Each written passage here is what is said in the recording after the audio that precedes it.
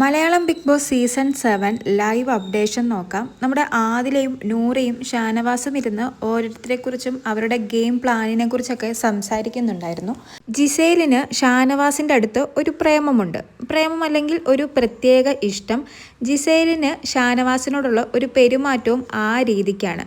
പണ്ട് ഷാനവാസിനോട് ഒരു ക്രഷ് ഉണ്ടെന്ന് ജിസേൽ പറഞ്ഞതൊക്കെ നമ്മൾ കേട്ടതാണ്. ഇത് പറയുന്നത് നമ്മുടെ ആദിലയും നൂറയും തന്നെയാണ്. ഷാനവാസിനോട് തന്നെയാണ് തുറന്നു പറയുന്നതും.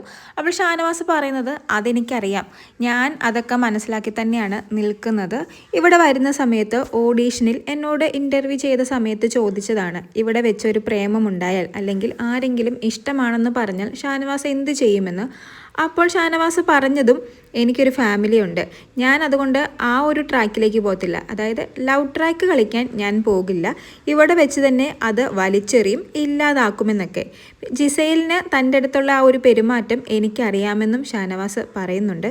അതുപോലെ തന്നെ ഷാനവാസ് പറയുന്നത് ചിലപ്പോൾ ജിസേലിനെ പറഞ്ഞു വിട്ടതുമാകാം, അവരുടെ ആ ഗ്രൂപ്പിൽ നിന്നും പറഞ്ഞു വിട്ടതാകാം എൻ്റെ അടുത്ത് ഇങ്ങനെ നിൽക്കണമെന്ന്, കാരണം എന്നെ ഒതുക്കാൻ വേണ്ടി.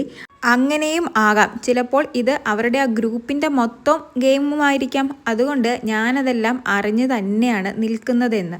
എന്തായാലും ഇതിനെക്കുറിച്ചൊരു സംസാരം ഇന്നലെയും ആദിലയും നൂറയും അനുമോളും തമ്മിലുണ്ടായിരുന്നു. അവരും ഇതേ കാര്യം തന്നെയാണ് പറഞ്ഞത്.